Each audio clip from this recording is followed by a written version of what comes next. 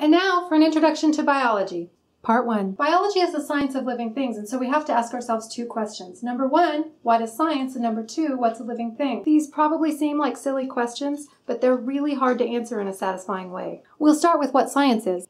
Here are some things you've probably heard and maybe even thought yourself. Science is hard. Scientists change their minds too much. Science is narrow-minded. I've memorized a different scientific method in every class since kindergarten, and every time I was told it was the scientific method. Let's tackle these one by one. First, science is hard. Actually, science is just asking and answering questions about the real world. That's not so hard. We make it harder when we misunderstand what it means to observe the real world, and when we bring our own misconceptions into the mix. It's hard to forget what we think we know that isn't right. But if we can look at the evidence as objectively as possible, science is easy.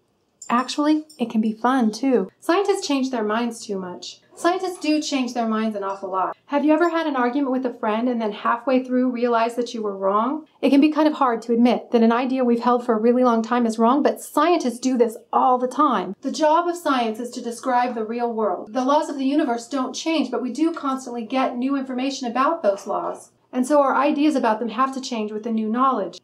How often do good scientists change their mind?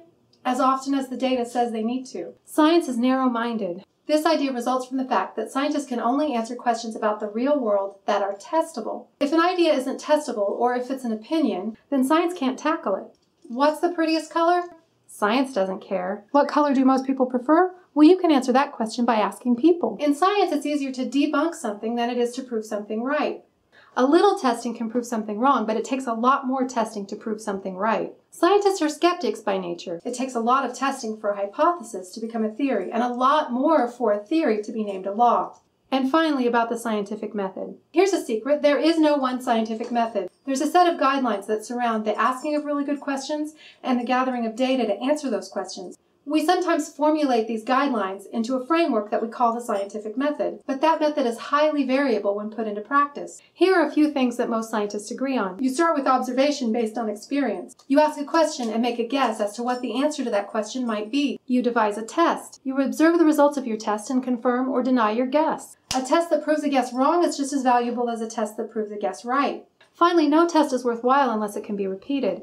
Freak accidents happen. If your results can't be repeated, you probably goofed something up in your test. Next time we'll talk about what it means to be alive.